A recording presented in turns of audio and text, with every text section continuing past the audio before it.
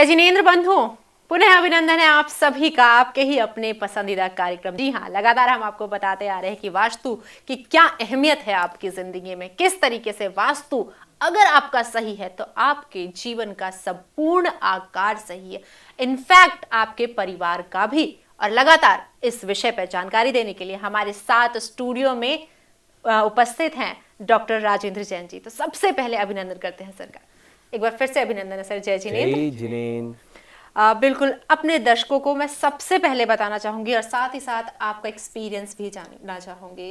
परम पूज्य संत शिरोमणि आचार्य श्री विद्यासागर जी महाराज का पिच्ची इस बार आपको प्राप्त हुआ है, सौभाग्य है आपका, कैसा एक्सपीरियंस है? मुझे ऐसा लगा कि मेरा जीवन सार्थक हो गया।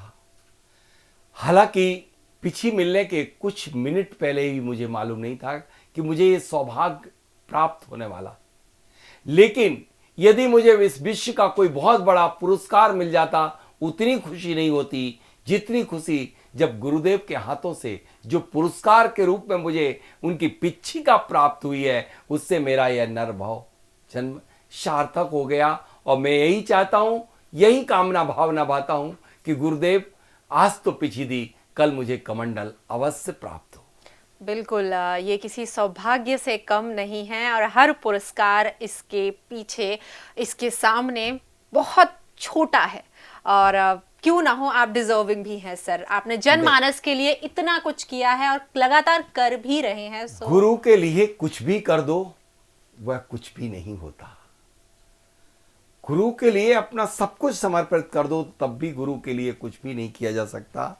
गुरु ने जो मेरे ऊपर उपकार किया है, मैं 1000 जन्म भी ले लूं तो भी उसे नहीं कर सकता। सर, आप जो ये समाज के लिए कर रहे हैं, उनके लिए ये गहन चीजों पे चर्चाएं कर रहे हैं, वास्तु कितना वास्ट है उसके बारे में आप बता रहे हैं। आज मैं वास्तुविद भी हूं, वो भी उनकी ही कृपा, उनके ही आशीर्वाद से सब कुछ।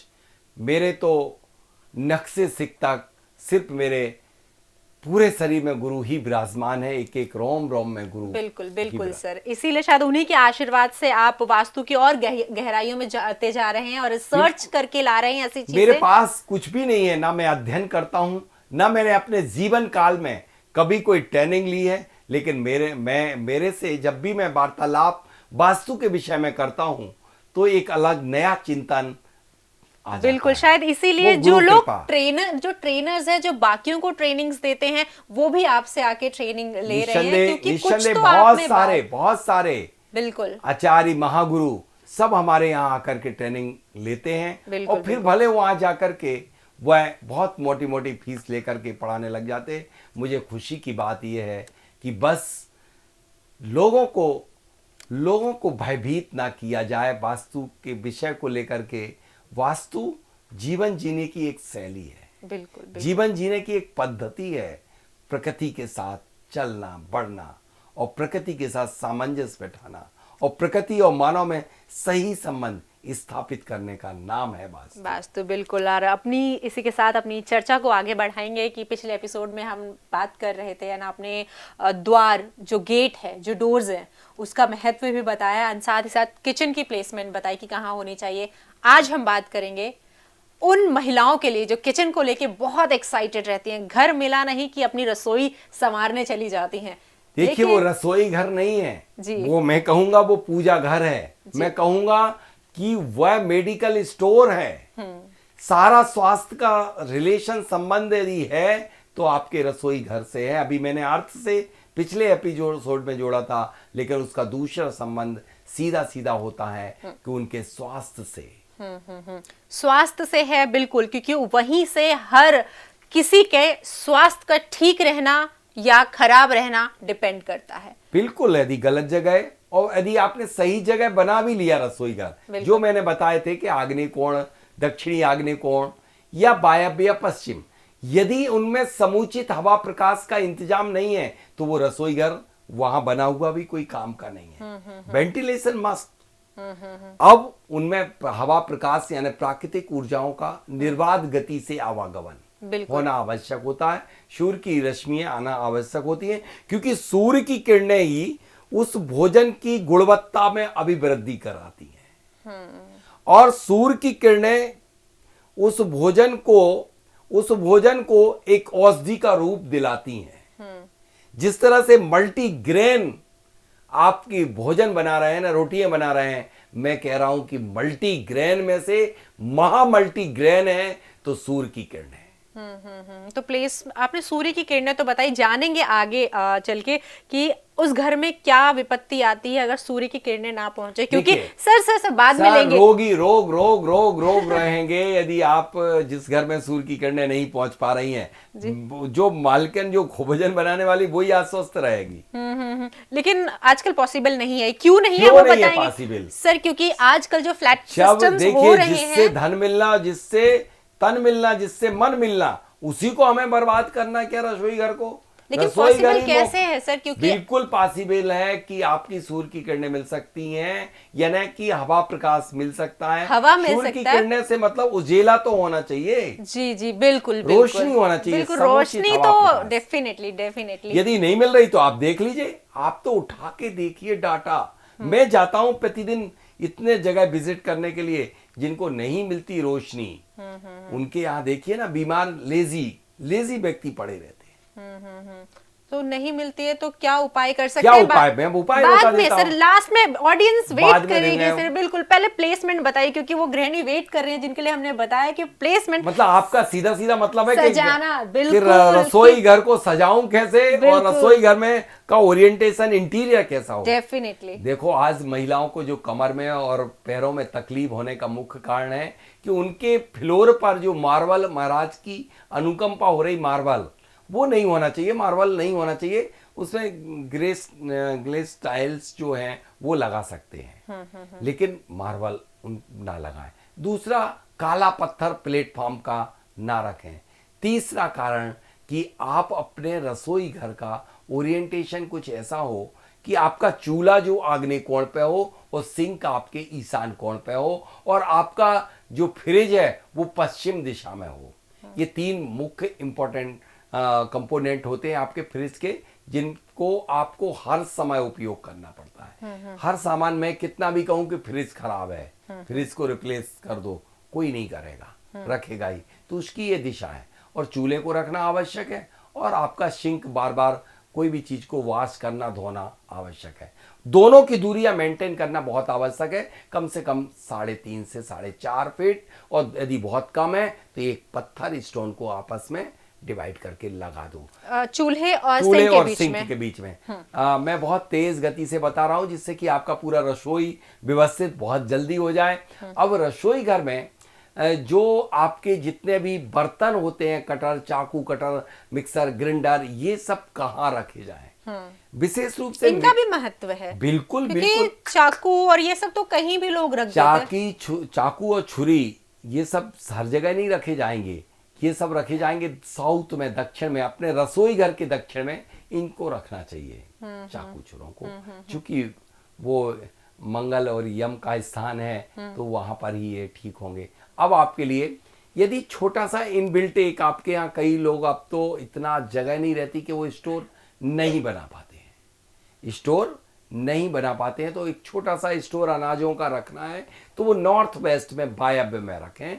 और फिर साउथ वेस्ट के लिए क्या करेंगे? जब आपके सारे के सारे चाकू, कटर, मिक्सर ग्राइंडर यहाँ रख दिया आपने, तो जो भी आपके जितने भी बर्तन हैं वो सारे के सारे आप रख दीजिए साउथ वेस्ट में। पूरे बर्तन, हैवी जितने आइटम है वो साउथ। इस तरह से यदि आप अपने रसोई घर का ओरिएंटेशन करेंगे तो आपके लिए बहुत अच्छा होगा। लेकिन आप एक बात का रसोई में विशेष ध्यान रखें कि रसोई घर में झाड़ू और पोंछा आप ना रखें। रसोई घर में झाड़ू और पोंछा आप अपने ना रखें। और रसोई घर जो आज एक नया कंसेप्ट चल गया है, उससे सारी की सारी महिलाएं देखी गई केस स्टडी करके कि माइग्रेन की और सरदर्द की पेशेंट पाई गई कि ओपन किचन आज एक सिस्टम बन गया कि सेंटर में आइलैंड और ओपन किचन, ये बहुत बड़ा घातक है, ये अच्छा नहीं बहुत है। बड़ा।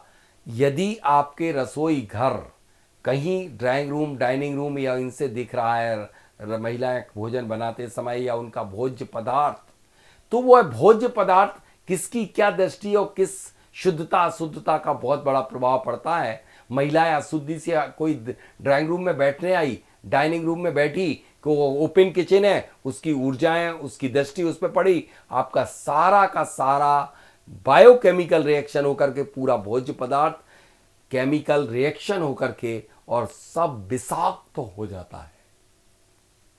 इसलिए ओपन किचन बिल्कुल ठीक नहीं, कभी नहीं रखना चाहिए। बट आजकल तो ट्रेंड है सर। ट्रेंड है तो बीमार हो, मुझे क्या दिक्कत है। ट्रेंड ऐसा होना चाहिए कम से कम 4.5 फीट तक एक वॉल हो, जिससे कि प्लेटफॉर्म ना देख सके। ओके, प्लेटफॉर्म को हमें हाइट प्लेटफॉर्म रखना तक है। हाइट से ऊपर, प्लेटफॉर्म से 2 फीट ऊंचाई तक आप वॉल क्रिएट कर दीजिए। दूसरा, एक सेंटर आपने बीचों बीच में एक जो आइलैंड बना करके प्लेटफॉर्म बना दिया है कि आपने उस रसोई घर के सेंटर में ही अग्नि जला दी, वह एक गलत हो रहा, वो नहीं करें। तीसरा, मैं कहता हूं कि रसोई घर में एक स्थान जरूर फिक्स करिए आज से ही। जिनको नहीं हो पा रही है तरक्की, जिनके नहीं बन पा रहे हैं काम, जिनका डूबा पैसा नहीं आ पा रहा वापिस, वह आज से अपने रसोई घर में बैठ करके भोजन प्रारंभ करते हैं। भोजन प्रारंभ कर दें, उसी में बैठ करके भोजन करें। रसोई घर में भोजन बनाते समय महिलाओं का मुख ईस्ट में होना चाहिए। भोजन बनाते समय शुभ विचार आना चाहिए। अच्छे अच्छे भक्तामृत सुने, रमोकारमत सुने, वो उस समय भोजन बनाएंगे तो उनके जो भी भावनाएं हैं भोज्य पदार्थ में जाकर के रोगी को भी निरोगी में परिवर्तित कर देंगी उनकी भावनाएं। अच्छा सर, आपने एक चीज बताई यहाँ पर कि काले कलर का प्लेटफॉर्म नहीं होना चाहिए, तो कौन से कलर का होना चाहिए? देखिए, कौन सा पीला होना चाहिए, और पीले की जगह ग्रीन, लाइट ग्रीन कलर भी हो सकता है, लेकिन भूल करके भी काला कलर नहीं होना चाहिए। कई बार देख रहे हैं कि किचन में फ्रिज नहीं रखते हैं लोग, बाहर रख दें, बाहर कोई के, दिक्कत कोई नहीं है, लेकिन दिक्कत वो फ्रिज का ओरिएंटेशन बताया, बाहर रखेंगे तो यही दिशाएं होंगी। आपने एक चीज और बोली थी कि घर में रोशनी आना चाहिए, उजाला आना रोशनी चाहिए। रसोई अगर घर में तो नहीं आना आता है तो मैं नहीं। अब जानना चाहूंगी कि क्या उपाय है। देखिए, यदि रोशनी नहीं आ रही है तो रोशनी यानी एनर्जी, रोशनी ही एनर्जी है। उस एनर्जी को, बाहर की रोशनी को कैप्चर कराएंगे आप। एक अपने जहां पर आपका चूल्हा रखा हुआ उस दीवार पर एक ट्रायंगल बना करके केसर से स्वास्तिक बना दीजिए ट्रायंगल के अंदर। और हाँ जी, और आप कहीं ना कहीं कैसे न कैसे एक कॉपर का, जैसे ये पिरामिड है ना, एक पिरामिड रख दीजिए। ये अपने आप एनर्जी को, कहीं की सूर्य की एनर्जी को खींच लेगा, क्योंकि ये फायर को रिप्रेजेंट करता है, तो वह एनर्जी खींच लेगा। ये आपके तो फिर एक और, एक गाय का घी का दीपक जलाइए अपने उस घर, रसोई घर में। जब आप अपना भोजन बनाना प्रारंभ करें, वह सांस को रोक करके और भोजन अपना पूरा बना लीजिए। मात्र 5 ग्राम घी लगेगा, लेकिन वह 5 ग्राम घी आपको सूर्य की भांति कार्य करेगा। आपने बोला कि स्वास्थ्य संबंधित बहुत दिक्कतें होती हैं अगर रसोई घर हमारे अच्छे तरीके से स्टैब्लिश ना किया गया हो। सिर्फ स्वास्थ्य पे ही बुरा प्रभाव नहीं exactly, डालता, आपके व्यापार पे भी प्रभाव डालता, आपकी शिक्षाओं पे भी प्रभाव डालता, मन अच्छा नहीं रहता यदि सही जगह नहीं बना होता है आपका रसोई घर। कई बार रसोई घर में शाफर्ट्स बनाते हैं लोग, जी तो हाँ, वो कौन से पोजीशनिंग में होनी चाहिए? देखिए, ये जो होना चाहिए वो आपके साउथ से लेकर वेस्ट तक कहीं भी बना सकते हैं, दक्षिण से लेके और पश्चिम तक जो भी जोन आएगा उसमें बना सकते हैं।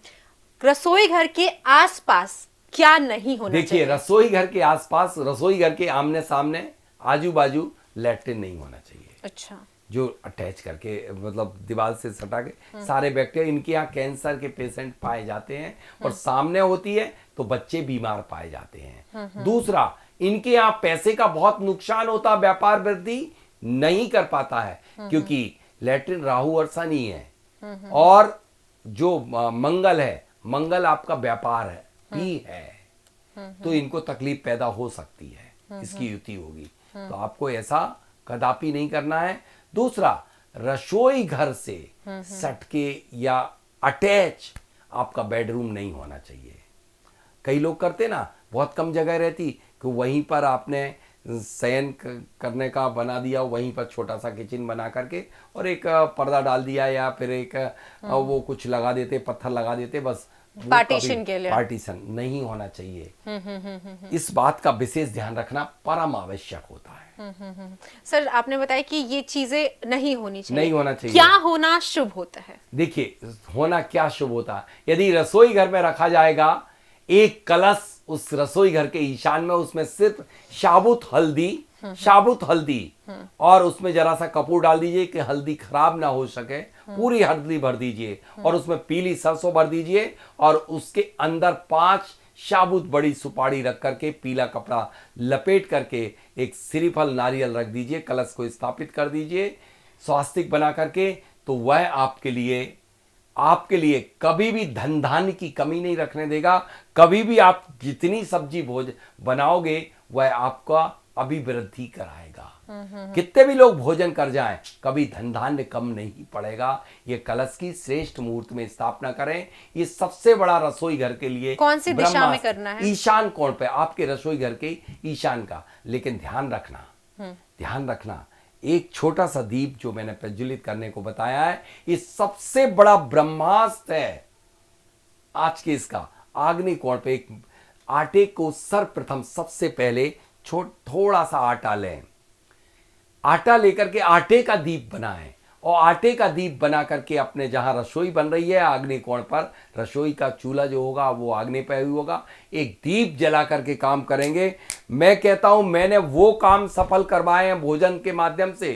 यदि कोई है आपका विरोधी, नहीं मानता है पति आपका कहना, नहीं सुनते हैं बच्चे आपका, तो आपको जादू की तरह काम करेगा। एक छोटा सा दीपक अपने हाथों से बनाइए, गाय का घी का दीपक जलाइए और स्टोव के पास रखिए, भोजन बना करके खिला दीजिए हर रोज, जब तक वह आपके कार्य की सिद्धि प्राप्त ना हो तब तक। बिल्कुल, यही तो हम भी चाहते हैं कि आपके जीवन में कोई भी समस्या ना हो, चाहे वो स्वास्थ्य को लेकर हो, चाहे वो धन की कमी हो, चाहे वो आपकी फैक्ट्री ना चल रही हो, चाहे वो आपका बिजनेस ना चल रहा हो। हर प्रकार की समस्या का समाधान बस एक ही है, वास्तु, वास्तु और वास्तु। इसी के साथ आज के लिए बस इतना ही। सर बहुत बहुत धन्यवाद। जय जिनेंद्र। जय जिनेंद्र।